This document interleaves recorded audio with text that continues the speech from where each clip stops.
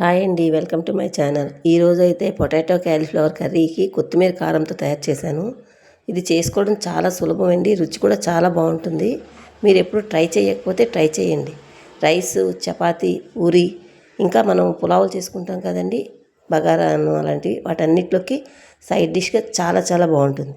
అయితే ఫస్ట్ దీంట్లోకి బౌల్ తీసుకొని బౌల్లోకి కొంచెం వాటర్ పోసుకొని మరుగుతున్నప్పుడు కొంచెం సాల్ట్ వేసుకొని మనం ఒక చిన్న క్యాలీఫ్లవర్ అండి, క్యాబేజీ పువ్వు చిన్నది ముక్కలు మీడియం సైజు ముక్కలుగా కట్ చేసుకోవాలండి. అలాగే బంగాళదుంపలు మీడియం సైజు 2 బంగాళదుంపలు క్యూబ్స్గా కట్ చేసుకొని ఆ రెండింటిని 5 నిమిషాలు ఉడికించుకోవాలండి. ఎందుకంటే క్యాలీఫ్లవర్లోని చిన్న చిన్న పురుగులు, గుడ్లు అలాంటివి ఉంటాయి కదా, అవన్నీ పోతాయి. 5 నిమిషాలు, మరీ మెత్తబడిపోకూడదండి, అలా గట్టిగానే ఉండాలి. పువ్వు మెత్తగా అవ్వకూడదు, చూసారు కదా, గట్టిగానే ఉండాలి. అలా ఉడికించుకున్న తర్వాత చల్లారిపోయిన తర్వాత వాటిని వాటర్ తీసేసి పక్కన పెట్టుకుందాం. వాటర్లో మాత్రం వదిలేయకండి, ఎక్కువ బాయిల్ అయిపోద్ది. ఇప్పుడు మనం కర్రీకి కొత్తిమీర కారం తయారు చేసుకుందాం. ఒక పెద్ద కొత్తిమీర కట్ట, 5-6 పచ్చిమిరపకాయలు, ఒక చిన్న వెల్లుల్లిపాయ, 2 ఇంచీల అల్లం ముక్క, 2 చిన్నవి టమాటాలు బాగా పండిన 2 తీసుకొని మెత్తగా పేస్ట్లా తయారు చేసుకొని ప్యూరీ చేసుకొని పక్కన పెట్టుకుందాం.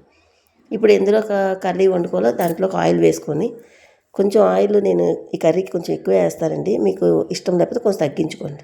3-4 స్పూన్లు ఆయిల్ వేసానండి. ఆయిల్ హీట్ అయిన తర్వాత కొంచెం కరివేపాకు, ఎండుమిరపకాయలు వేసి తాలింపు ఒకసారి వేగిన తర్వాత మీడియం సైజువి 2 ఉల్లిపాయలు కట్ చేసుకొని ఉల్లిపాయలు వేసుకున్నానండి. ఉల్లిపాయలు కూడా వేగిన తర్వాత మన రుచికి సరిపడగా ఉప్పు, కొంచెం పసుపు, ఒక పావు స్పూను గరం మసాలా, అంతేనండి. ఇంకా మనం కారం వేయక్కర్లేదు. కొత్తిమీర కారం తయారు చేసుకున్నప్పుడే మనం కూరకు సరిపడినంత పచ్చిమిరపకాయలు అందులో వేసుకున్నాం. సో మీకు అది ఇంకా కొంచెం కారం తినాలనుకుంటే కొంచెం పొడి కారం వేసుకోండి. ఇవన్నీ ఉల్లిపాయలు గోల్డెన్ బ్రౌన్లోకి బాగా వేగిపోయిన తర్వాత ఇప్పుడు మనం ఉడికించుకున్న ఈ పువ్వులు, క్యాలీఫ్లవర్ ముక్కలు, బంగాళదుంప ముక్కలు మనం ఒక్కసారి బాయిల్ చేసుకున్నాం కదండి, ఆ ముక్కలు వేసి నూనెలో బాగా వేయించాలండి. ఇది ముందు అక్కడ మనం మెత్తగా ఉడికించుకున్నాం అనుకోండి, ఇక్కడ వేగేటప్పుడు ఇలా స్మాషీగా అయిపోతాయి. అలా కాకుండా ముక్కలు ఉండేటట్టుగా మనం కూర రెడీ చేసుకుంటే చాలా బాగుంటుంది.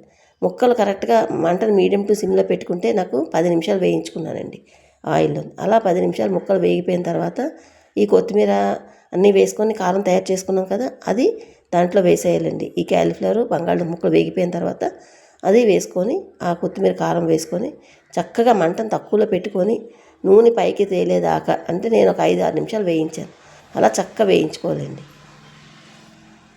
ఇలా అంత బంగాళదుంపలు, ఈ కొత్తిమీర కారం అంత పచ్చివాసన లేకుండా చక్కగా మసాలాతో పాటు బాగా వేగిన తర్వాత అదే మిక్సీలో కొంచెం నీళ్ళు తొరుపుకొని వేసుకొని, కొంచెం ఎక్కువ నీరు పట్టదండి, చాలా తక్కువ. కూర ఎప్పుడు కూడా నీరుగా ఉండకూడదు, ముద్దగా చక్కగా ఉంటేనే టేస్ట్గా ఉంటుంది, రుచులన్నీ కూడా బ్యాలెన్స్ అవుతాయి అన్నమాట.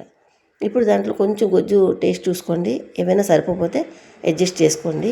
మూత పెట్టేస్తే 3-4 నిమిషాలు చక్కగా కుక్ చేసుకుంటే సూపర్గా ఉడికిపోద్దండి. ఇది మీరు ఎప్పుడు ట్రై చేయకపోతే ఒక్కసారి ట్రై చేసి చూడండి, చాలా బాగుంటుందండి. చేసుకోవడం కూడా చాలా చాలా ఈజీ. చూసారు కదా, ఇలాగ అంత దగ్గరికి అయిపోయింది కనుక ఇప్పుడు నూనె పైకి ఫ్లోట్ అవుతుంది. కొంచెం కొత్తిమీర వేసుకొని చక్కగా కలుపుకొని మనం డిష్ అవుట్ చేసుకోవచ్చండి, వేడివేడిగా సర్వ్ చేసుకోవచ్చు. ఇంతేనండి, ఈ కొత్తిమీర కారంతో క్యాలీఫ్లవర్ బంగాళదుంప కూర. ఇలా చక్కగా దగ్గరగా వండుకున్నాం అనుకోండి, మనం రైస్, రోటీ, పుల్కాలు, పూరి, ఇంకా బగారా రైస్ అన్నిట్లోకి చాలా పర్ఫెక్ట్గా ఉంటుంది. ఈ రెసిపీ మీకు నచ్చినట్లయితే ఒక్క లైక్ చేయండి. Thank you for watching. Bye అండి.